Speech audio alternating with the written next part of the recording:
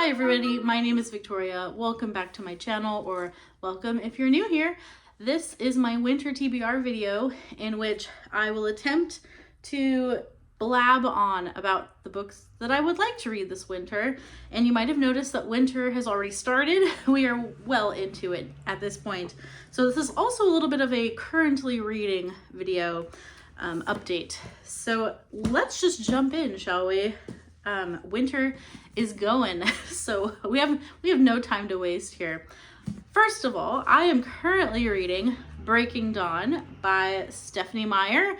This is a reread for me. I haven't read it in many years, so I think actually I've probably only read this book one time when I first read it, which was probably when it came out in 2000 and something. We're gonna find out.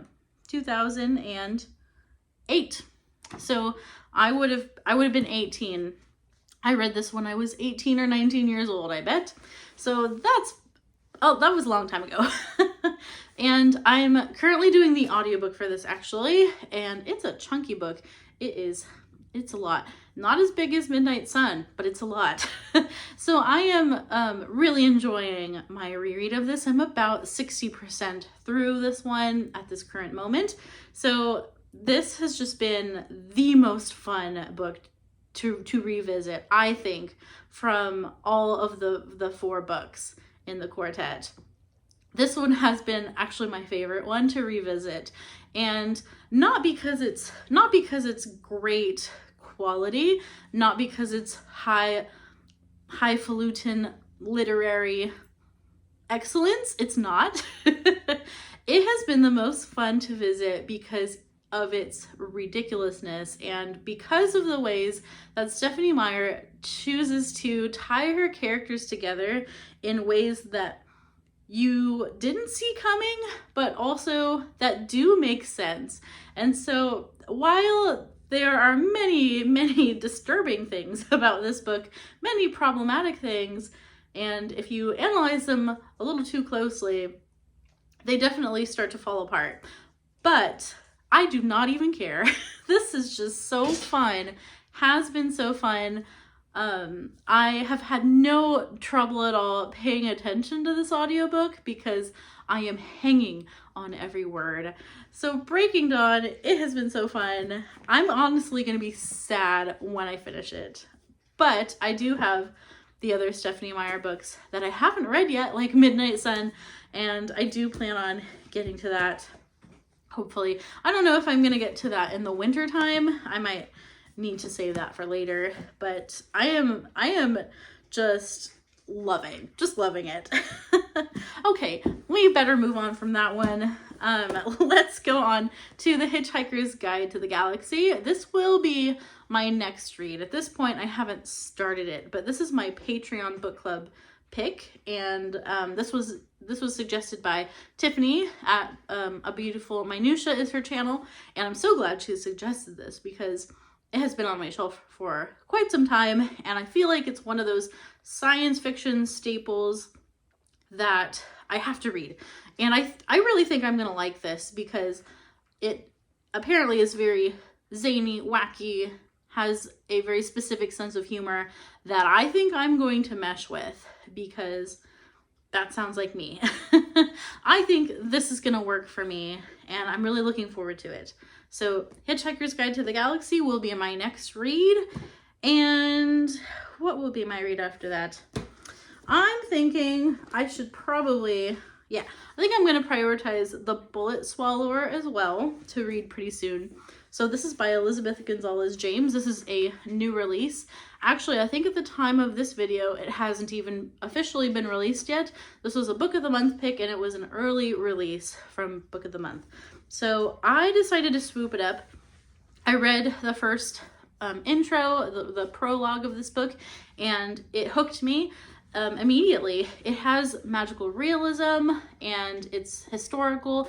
It is being compared to Gabriel Garcia Marquez. I always get a little tongue twisted with that author's name, and I'm not even sure I said it correctly. Is that right? Gabriel Garcia Marquez? I think that's right. So it's being compared to books like 100 Years of Solitude. And I can definitely see where that tie is being made. There was something about the beginning of it that grabbed me, and so I just wanted to read like the first 2 sentences to you. It goes, Alferez Antonio Sonoro was born with gold in his eyes.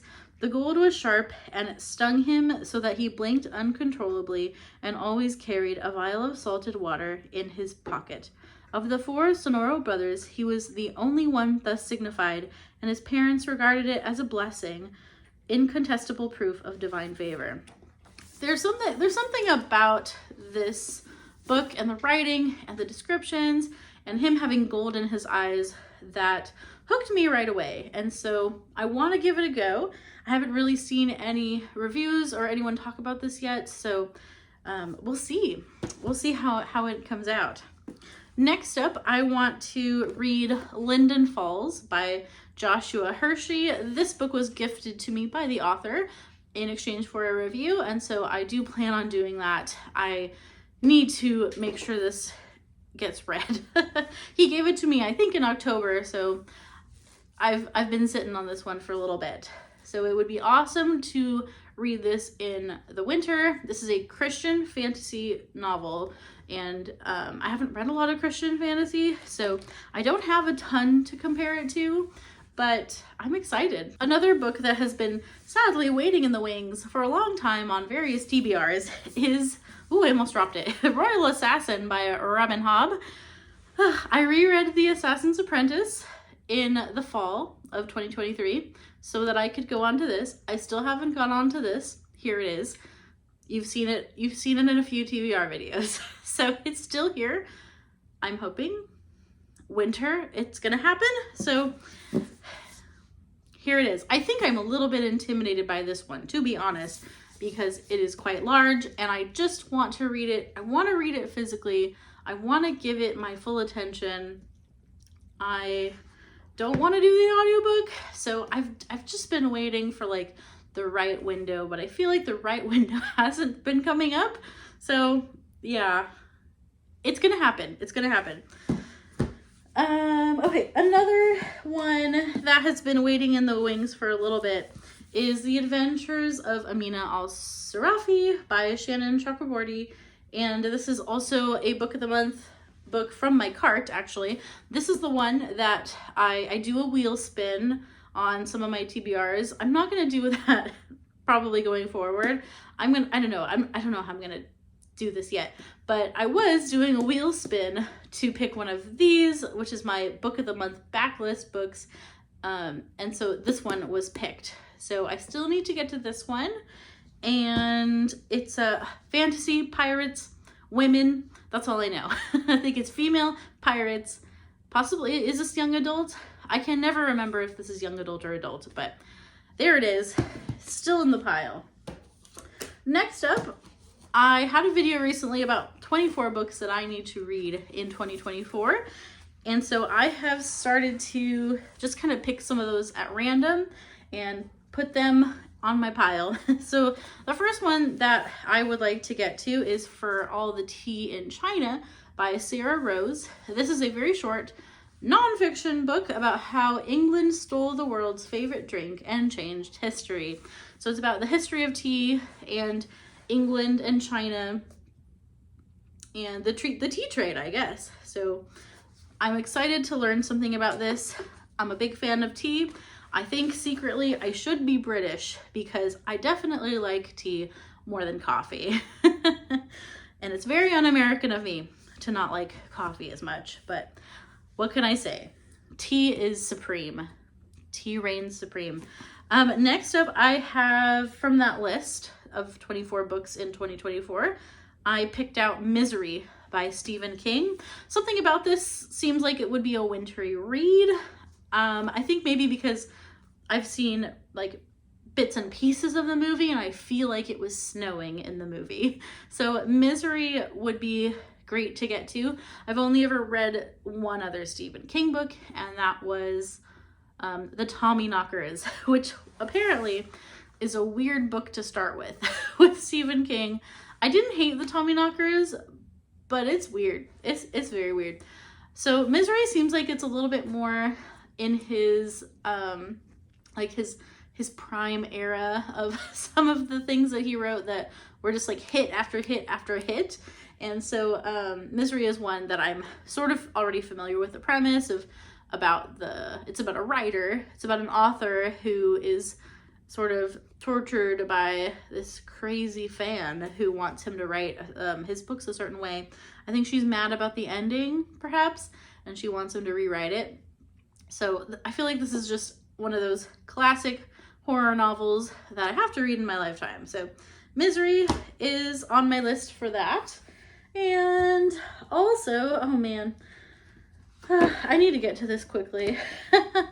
I would like to continue my reread of Middle-earth. So I did read The Hobbit in December with Tiffany's Patreon, and next up we're reading The Fellowship of the Ring, and I'm so excited to reread it. I just have to decide what I'm gonna do.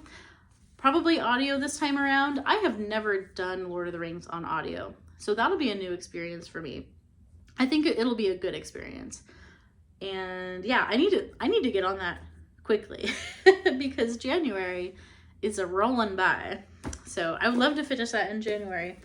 And then of course, next up would be The Two Towers and Return of the King. But I guess Return of the King would go on my spring TBR because it'll be March by the time I get to that one. So yes, I'm really looking forward to rereading Lord of the Rings. The Hobbit reread was fantastic. Just had so much fun rereading it and discussing it with the ladies. All right, next up, this is also on my list of 24 books in 2024. This one is The Show Must Go on tour with the London Symphony Orchestra in 1912 and 2012.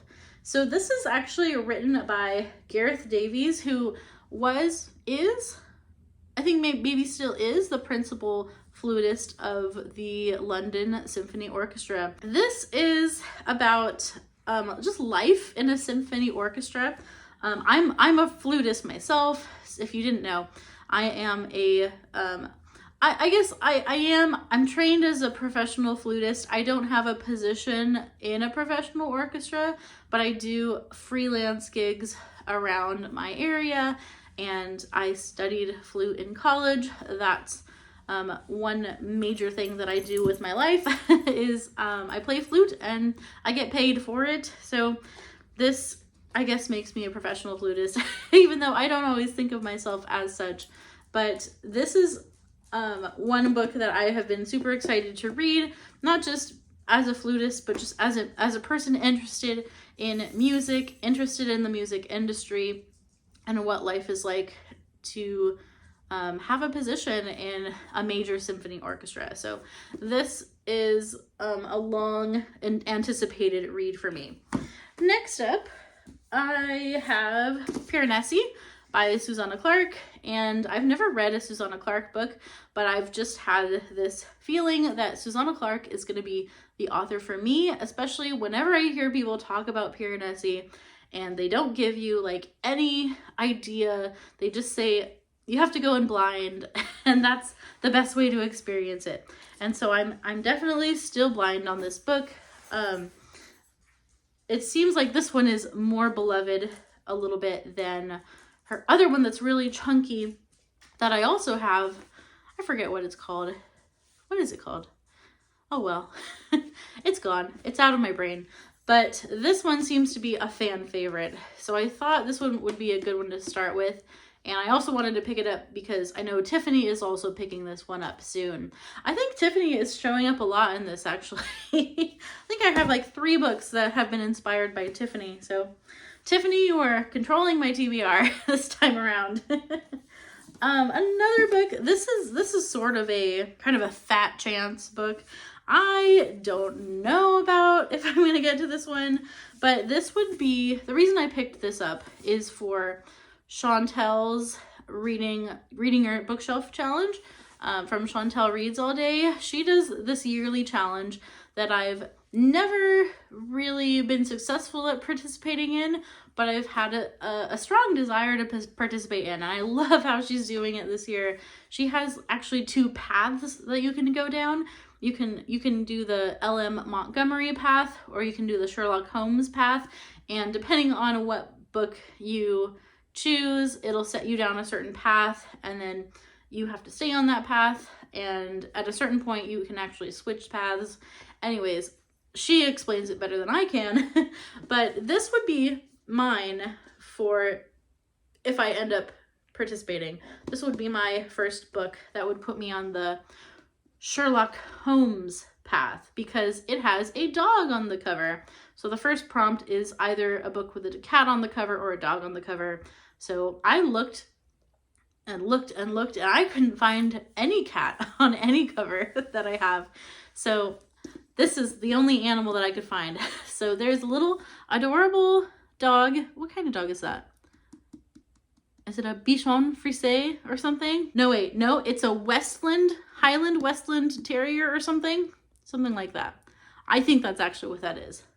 A Westie. That's what they call them. They call them Westies. So this is a romantic comedy kind of book. Catherine Center is someone who I've sort of been collecting her books over the years, but have never read her. So I need to actually read it.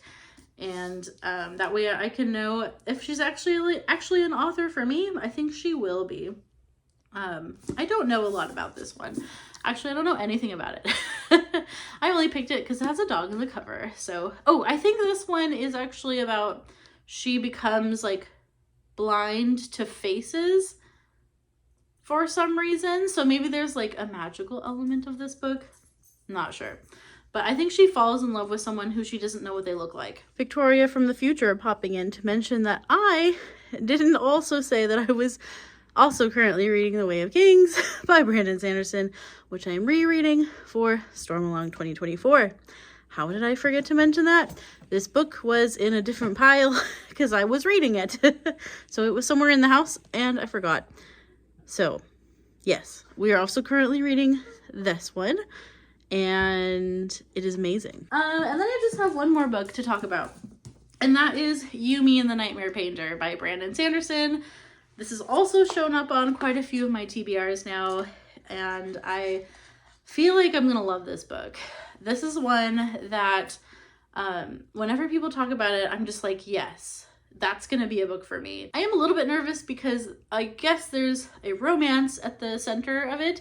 And so that can work for me in fantasy, and it can also flop really hard. But Brandon Sanderson, I'm going to trust him that he can pull this off. So from what I understand, it's a little bit more romance centered, which again, it could work really well. I have high hopes for it. So would really like to finally read Yumi, because I feel like I'm the last person in the world who hasn't read it.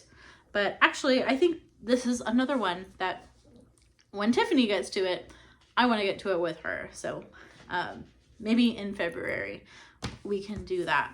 So Tiffany, you are affecting my TBR. All right, that is the pile. That is a pile. It's quite a large pile. Let's see. How large is this pile? Oh, it's quite large. There's no way, guys. There's no way. I feel like half of this pile is more realistic, but maybe not all of it. We'll see. Who knows? I have a lot of motivation. I'm very, very, very motivated to do some reading. The issue is I don't have time.